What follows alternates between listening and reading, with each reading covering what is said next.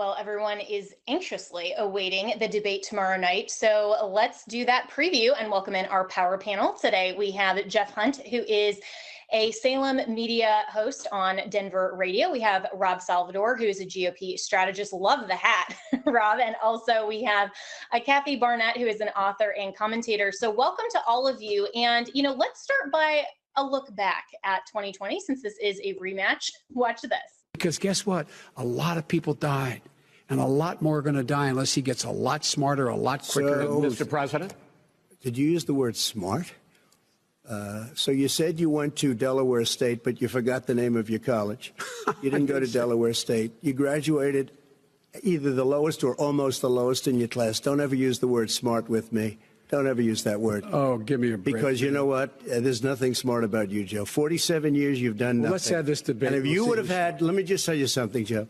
No, if you would have had the charge of what I was put through, I had to close the greatest economy in the history of our country. And by the way, now it's being built again. You see, and we're it's going going to up get to to the economy in the next segment, sir. Okay. It's going up fast. Okay. All right, so we all remember that back and forth, and CNN is taking a different tactic where they're saying they're going to cut the mics. There's not going to be that back and forth and just total argument. So how is Donald Trump prepping for the debate? Well, he had these comments to Newsmax yesterday. I think I've been preparing for it for my whole life, if you want to know the truth. And I'm not sure you can lock yourself into a room for 2 weeks or 1 week or 2 days and really learn what you have to know. And I've been through it. I've been, a popular president. We had some great elections and some amazing, number of votes. Nobody got more than we got. And, I know the subject. Now, they make it cute because it's obviously at CNN, and I call it fake news for a long time. We'll see how they do it. I think they have a lot at stake, to be fair. I think they have to be fair. But we'll see how we do. I think we'll do very well. We've done well in the past, and I think we'll do very well. I know the subject matter, but I don't think, Corey, you can just lock yourself in a room like some people do and think you're going to come out okay. It doesn't seem to work that way. Like some people. All right, well, Jeff, what's your take on what we can expect from the debate tomorrow night? Well, first of all, Joe Biden looks like he's 30 years younger in that first clip. Oh, my goodness, I hardly even recognize him. He's gotten so old and frail since. Look, there's lots of techniques and approaches that Trump and Biden can take to this debate. I would like to see Donald Trump come out like the MMA fighter he is. He's been doing this the last few years. He's been attending MMA. He walks out like he's about to engage in the fight. I'd like to see that. I know a lot of people want to talk policy, get into that. Oh, that's boring. Come on. We got the two Republicans and Democrat nominees going at it. I'd like to see more of a fight between them than just a policy discussion. But one idea is that Donald Trump controlled Joe Biden. Wear an orange jumpsuit, lick an ice cream cone, wander around like a Roomba, like Joe Biden does when he's on stage. So I would like to see it a little bit more entertaining than just a policy discussion. Yeah. Well, Kathy, there was no better troll than Vivek Ramaswamy on that debate. I know you worked for him in the primary campaign, so he's going to be attending the debate tomorrow night. Do you think he's going to have some of those troll tactics for Donald Trump? My hope is that Donald Trump does the complete opposite of what was just mentioned as a suggestion. We need focus.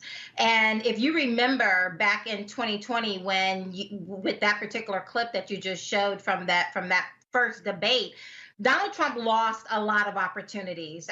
He lost some golden moments right there, trying to be a little too cute, trying to be a little too aggressive. People are suffering.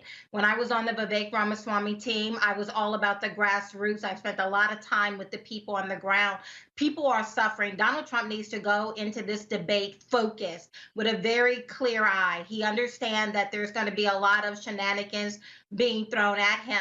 And in fact, my hope is that Donald Trump goes in and forget all about the labelings of Democrats versus Republican. Many of us recognize that there is a uniparty at play here, that a lot of people we would consider Republicans are behaving very much like a Democrat. He needs to go in and let the banner that he talks from be about good versus evil.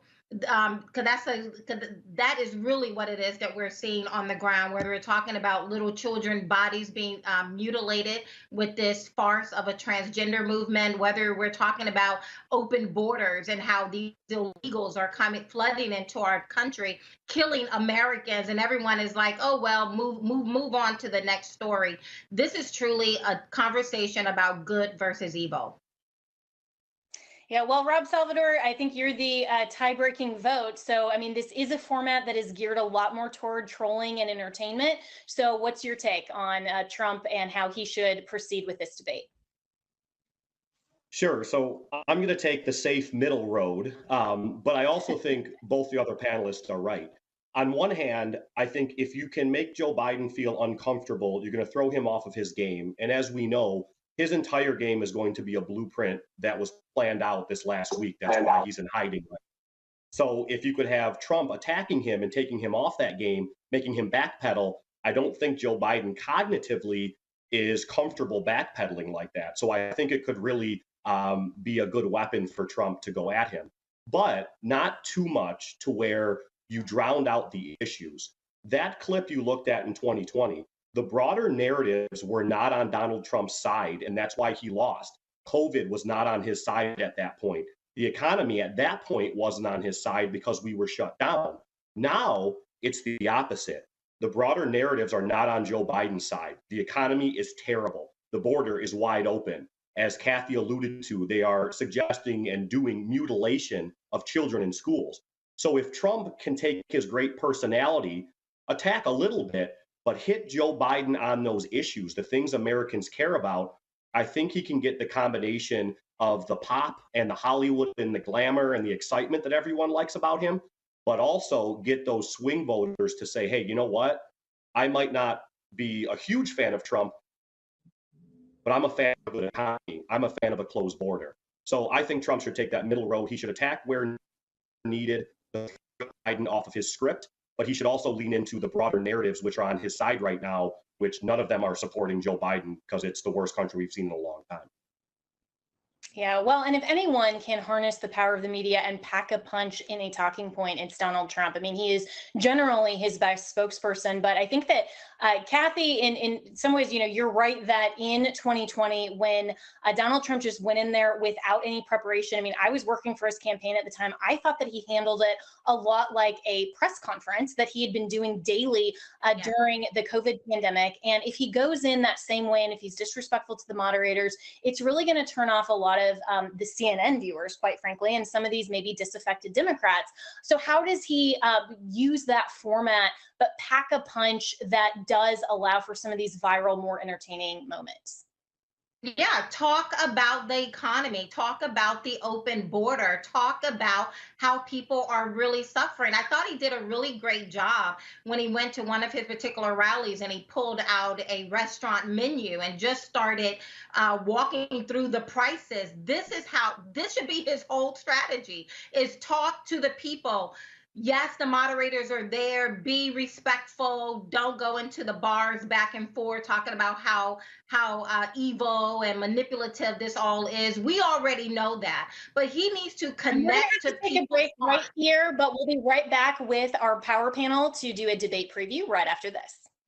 And we're back with our political panel, Rob Salvador, Kathy Barnette, and Jeff Hunt, and the all-important vice presidential pick. So there's speculation that Donald Trump might unveil his pick tomorrow night at the debate, which of course would make news and keep the center of attention focused on him and his campaign. So Vivek Ramaswamy has at least said that he will be in attendance, and Donald Trump told some reporters last week that his vice presidential pick will be in attendance. So of course everyone will be closely focused on who is and who is not there.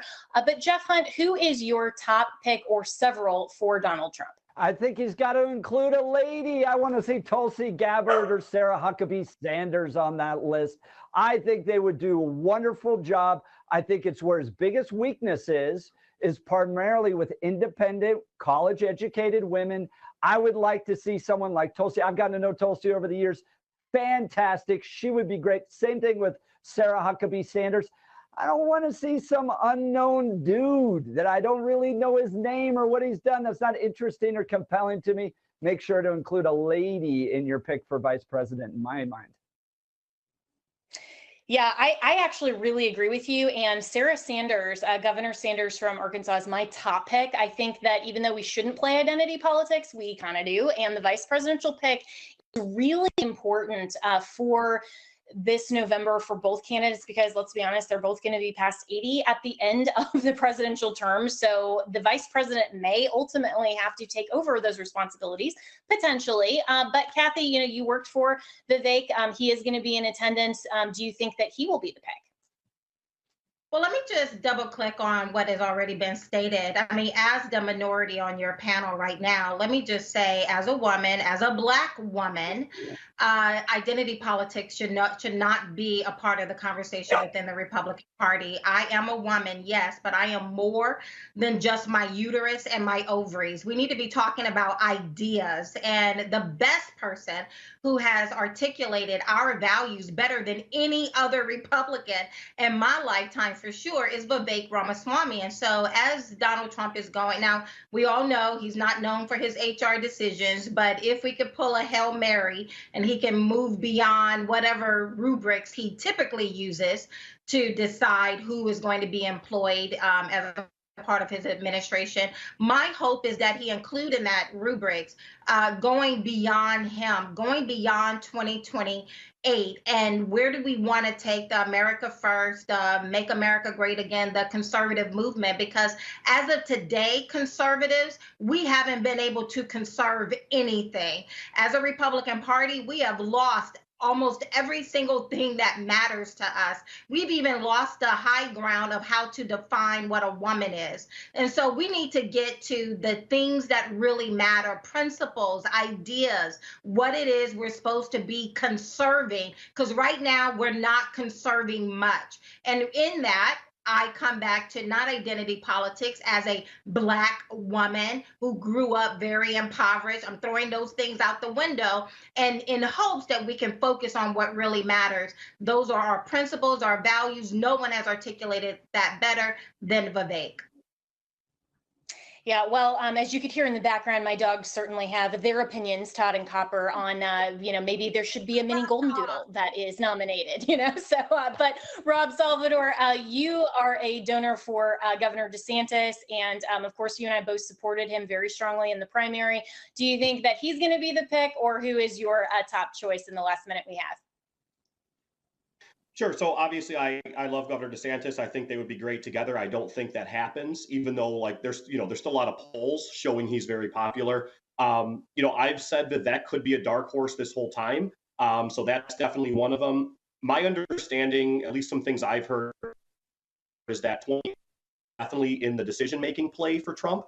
And he also wants someone that the deep state might be afraid to remove him or throw him in jail or worse. So from that perspective, I can definitely see a Vivek or a J.D. Vance. I do love the Sarah Huckabee Sanders angle. I just think nowadays you have to mathematically look at independent and swing voters. So I think she's an option, but you have to give Trump kudos because every day there's a new rumor that everyone thinks is true. Well, we won't know until we know, but we're going to take a break here and we'll be right back with our political panel right after this. And welcome back to our political panel to preview today's debate. We have Rob Salvador, who is a GOP strategist, Kathy Barnette, who is an author and commentator, and also the host of the Kathy Barnette Show. Great podcast that you need to listen to wherever podcasts are streamed. And Jeff Hunt, who is a Salem, Denver radio host. Listen to him in the mornings in Mountain Time, which is very early, Jeff, and also a political commentator. And so let's kind of take the 30,000 foot perspective here, because, even though all of us, I think, are, as conservatives, we are all concerned about the same policy issues.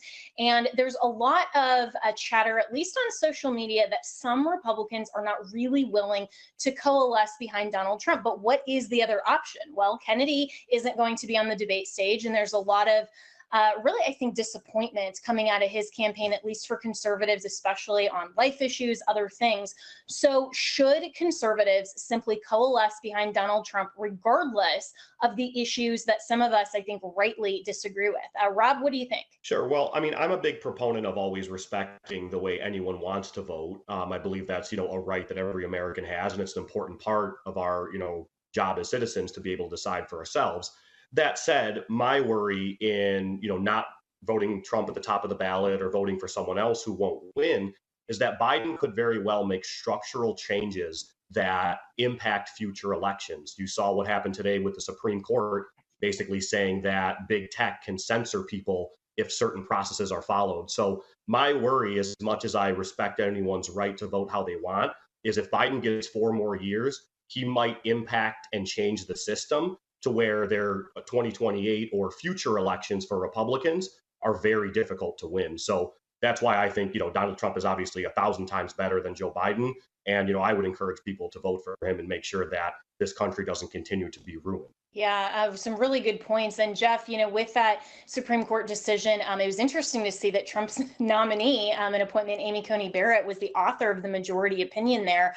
So the Supreme Court is a big issue. I mean, overall, I've been very happy with Trump's picks. I think they could have been better and more in line with like the GOAT that is Thomas. But in terms of the issues and how conservatives may or may not coalesce around Donald Trump, what's your thought? Look, I've been there. I worked really, really hard to get Rick Santorum to try to win the 2012 Republican nomination. After about 6 weeks, I got over it and went to go work for Mitt Romney to try to stop Barack Obama. At the end of the day, this is a binary choice.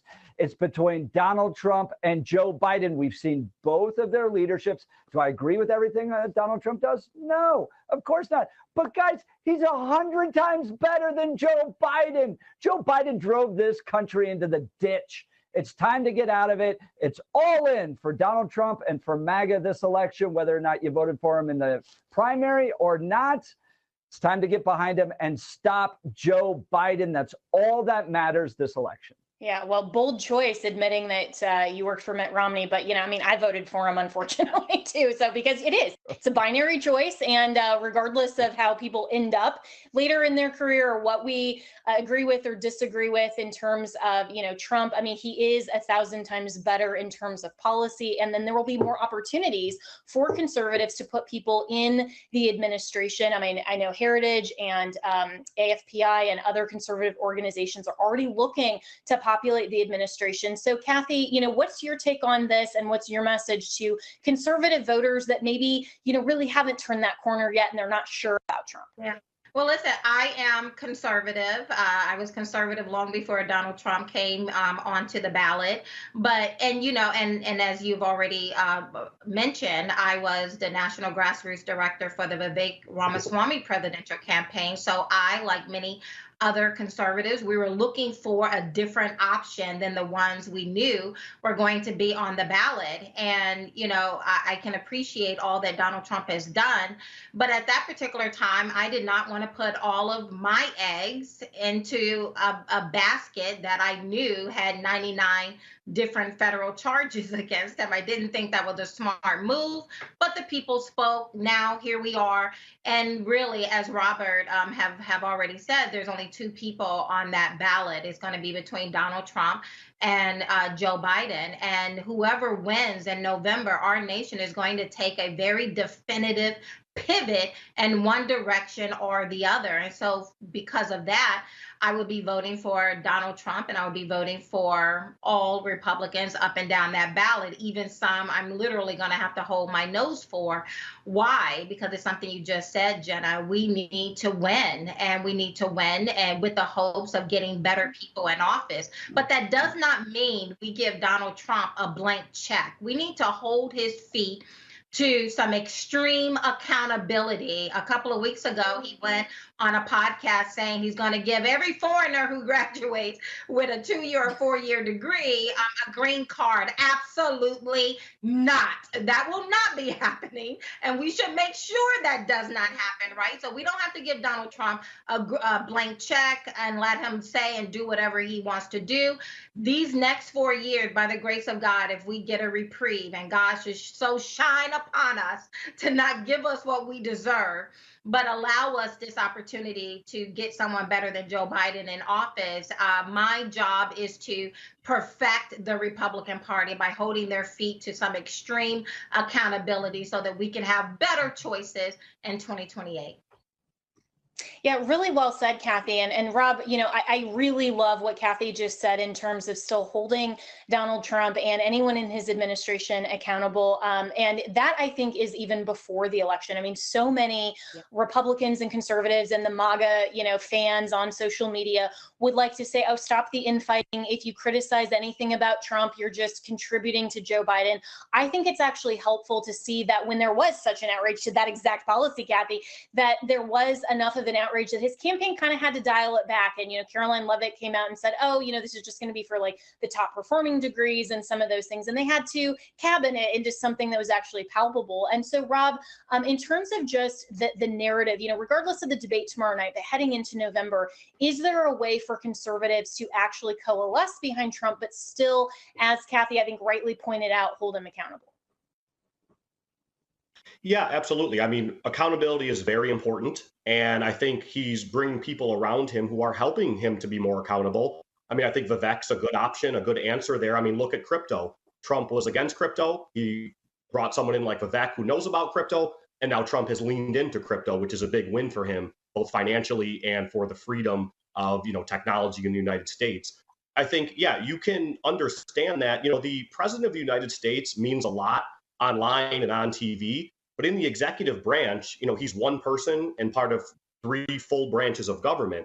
So just broader narratives that are good for Americans tend to help, even if Trump can't do it himself. So he didn't get that border wall built the first time. But that broader narrative of the need to shut down the border penetrated throughout the country. And so even just talking about these things where state and local governments and counties can get involved and take action at the local level helps the American people. So yes, we definitely, to Kathy's point, we really want to make sure we hold Trump accountable.